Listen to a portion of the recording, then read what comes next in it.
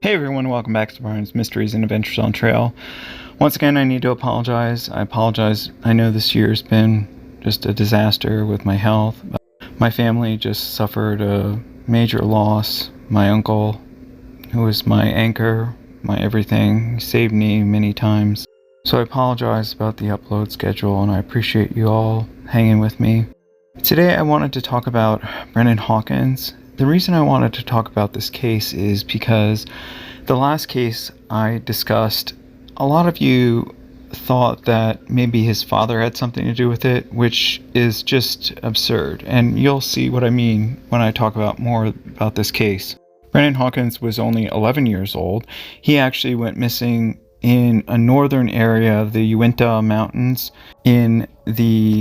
it's kind of close to the border. Now, it's kind of confusing. I know a lot of these maps are hard to see, but if you slow the video down, if you want more information, you can always look in the description. He went missing roughly a year after Garrett Barley went missing in the Uinta Mountains. However, it was further north. Now, this is a picture of him, and I'm not trying to bring up any bad memories for the family or anything like that. I just want to pay tribute to him, all the search and rescue officers, and I just wanted to bring light to the fact that even when people go missing, there is a chance that they can be found.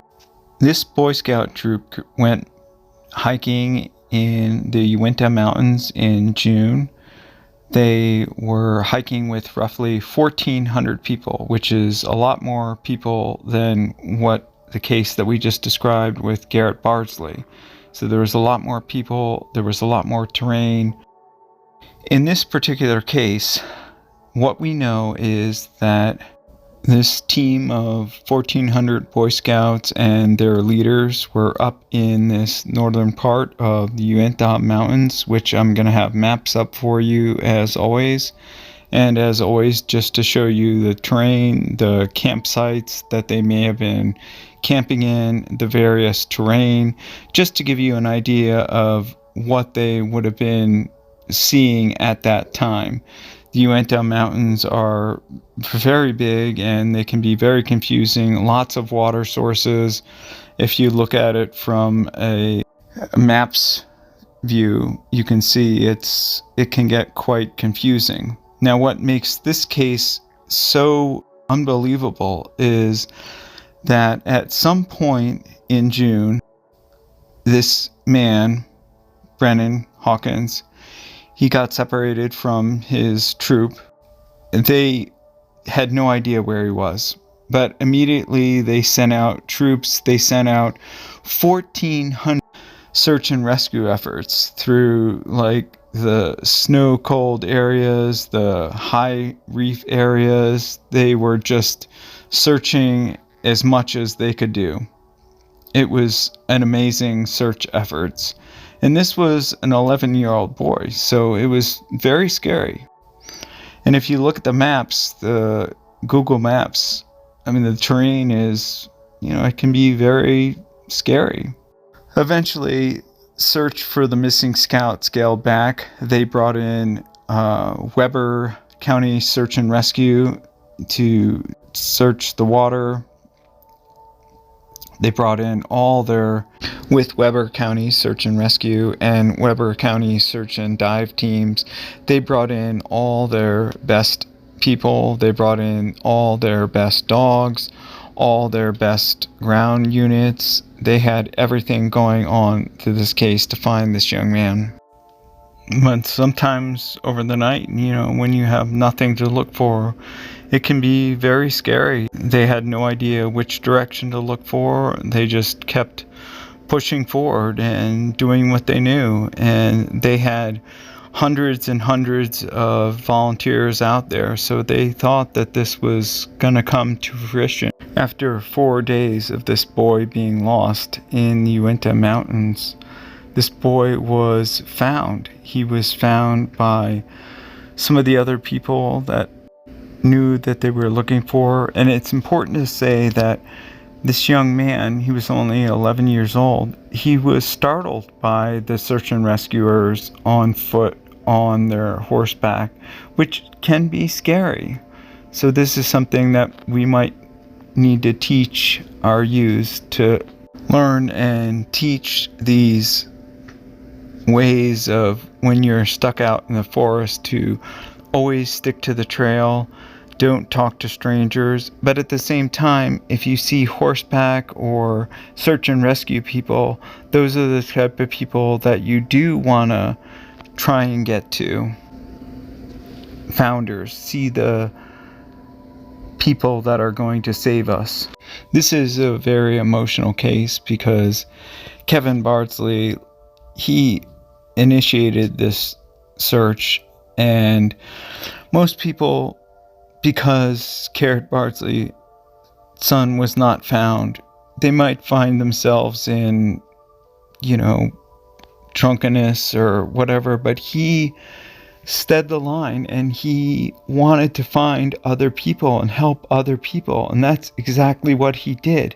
Never, ever, ever give up. And that's my team's mentality as well. We will always work with other people, and we will always work to strive to bring home the missing, and we will always work to bring home people that have been missing for years. We just don't stop working. A lot of you have asked me, why is this person found and why is this person not found?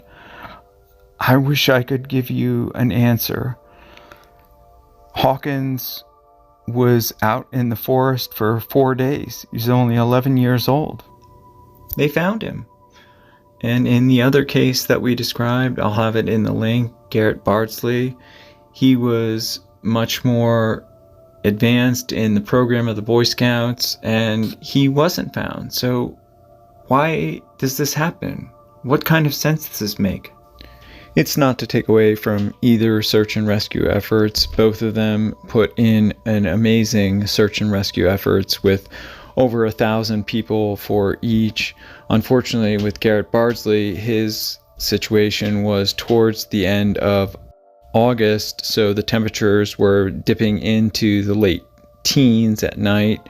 I'm not sure what in early June with Mr. Hawkins, what he had to deal with, but still, he was only 11. It is absolutely a miracle that he was able to survive for 4 days in the wilderness with no gear, no food really, maybe some water that he could have picked up, but that's pretty much it.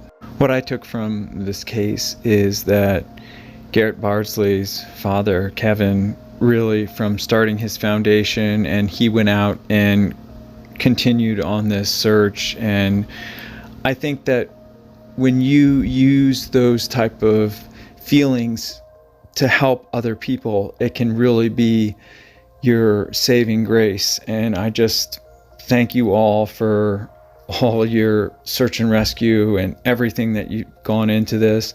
I'm so sorry that Garrett was not able to be found, but I'm so happy that Brennan was able to be found. And it just goes to show you, Brennan was found 4 miles away from where he originally got lost. He was dirty, he was dusty, but he was okay. So it kind of lays in the mind like, well, what happened to him and why couldn't Garrett have survived? It just tosses all these things through your mind, which can be very confusing, and you can go back and forth, but it's always a miracle when we find somebody like this. And my thoughts and prayers go out to their families, all their families, and anyone's families who has either found someone, who hasn't found someone. I just think that circulating information, talking about these cases, and talking about what helped you get out of the woods, what helped you survive, is very important to spread the word, and so that other people know that that's what they're supposed to do. You never know when you're going to get into a situation where it's going to be scary and you don't have the right supplies. I'll be the first to admit I've been in many situations where I've been very scared, and I've had to just hunker down and, use my training to be able to get out of certain situations. But for kids, I can't even imagine. So I just wanted to present this video because I wanted to say thank you for the Bardsley family, and I am so thankful that Brennan was able to be found safe, brought home. Wishing you a wonderful life and inspirational. You're inspirational to us all, and thank you for that. I want to thank you all for watching. As always, I really appreciate all your support, your comments, your feedback. Thanks for sticking with me. I've got a lot more videos coming up. I've just been going through a lot. I really appreciate you sticking with me. Special thank you to co.ag for providing the background music. Hopefully I will see you all in the next one. Take care. Hey everyone, thanks for sticking with me to the end. I really appreciate you sticking with me. I'm sorry about how I'm feeling. I'm just going through a lot. I'm just still trying to stick with it and do my job, and hopefully in the coming months I will be able to go out west and participate in some upcoming search. I will give you those details as they come about.